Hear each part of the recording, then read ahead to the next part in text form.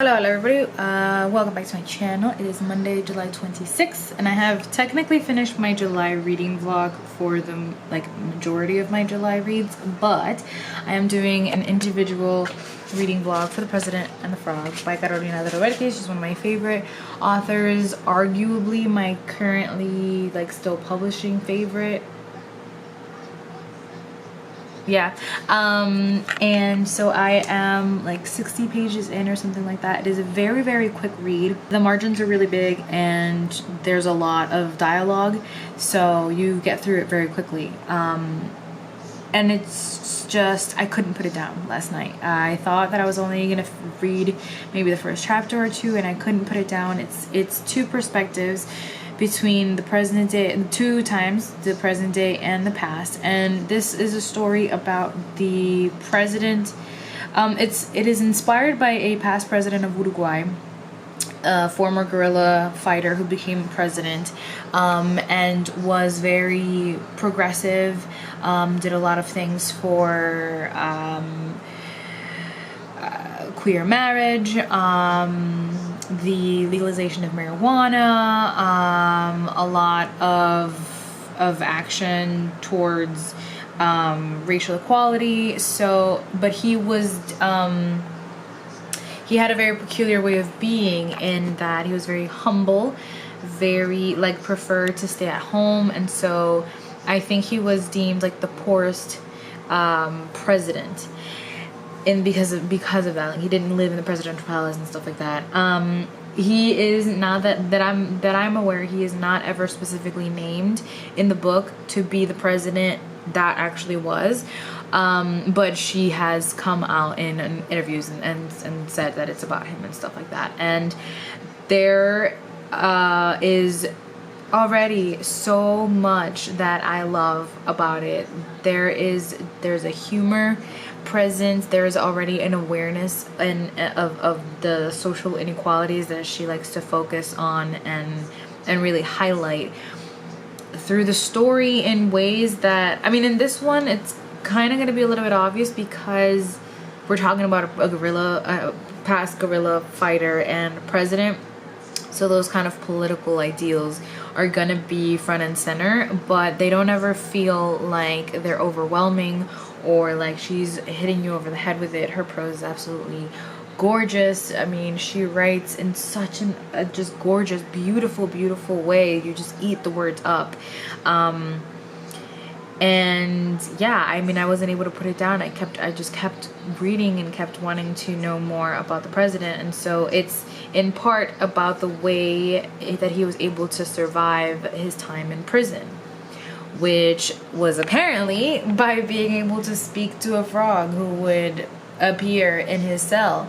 And so I mean, I guess the actual person might have just been speaking aloud and there might have been a frog present, and you sort of, in the way that you speak to your pet or something like that.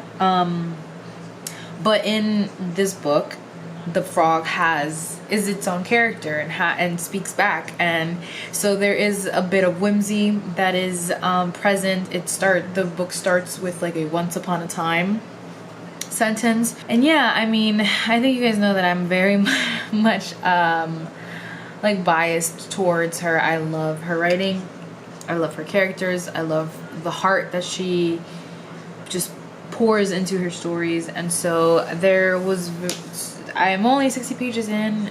It's a very short book, but there's a very little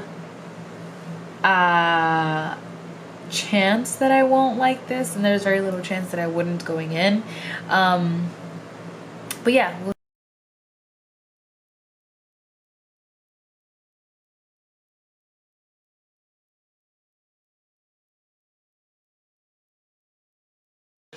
Hello everybody, I am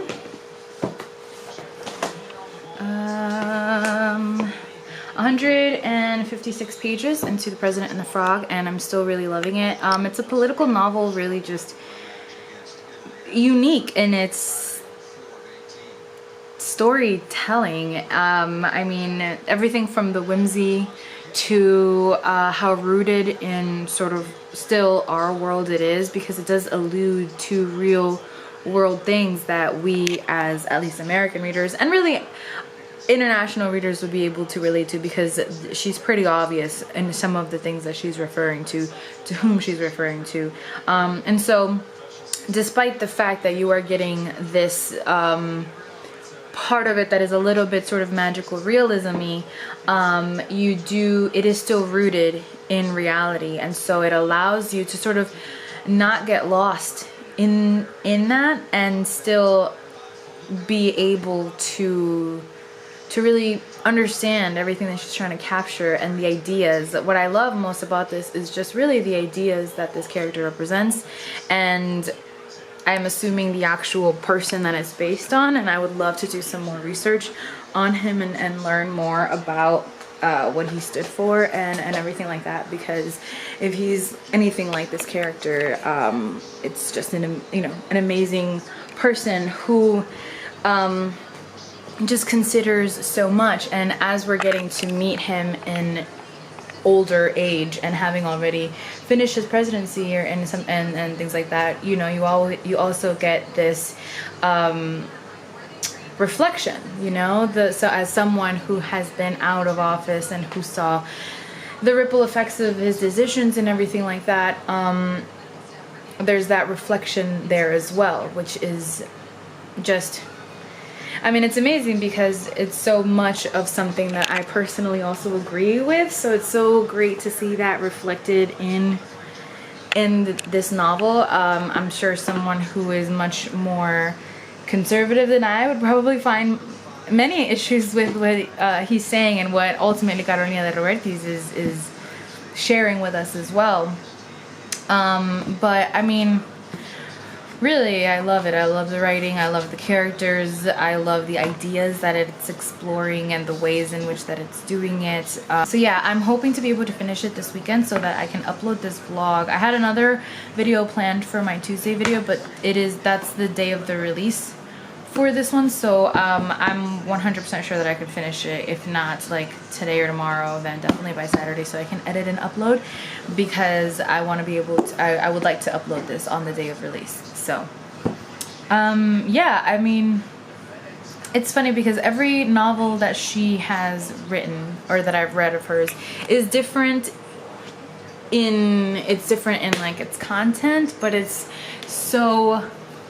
like they're all tied by these ideas of wanting better for humanity, and sort of holding a mirror up to history and reflecting and critiquing if necessary, and working towards better.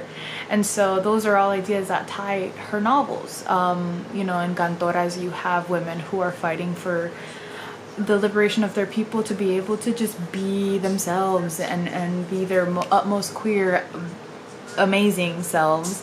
In Perla, you get the reflection of the disappearances and the ways in which the people were terrified of their government, and how people disappeared, and how awful and ugly that was, and how haunting it is. And so she takes that on another level in that novel. In Gods of Tango, again, this fighting against the set ideas being what they are, and pushing against them towards something that's more accepting, towards something that's more free. And I love that despite that fact that they're all different, they're all tied in not only the beautiful writing, but these sort of historical reflections and ideas, and they sort of have that cord that ties them. So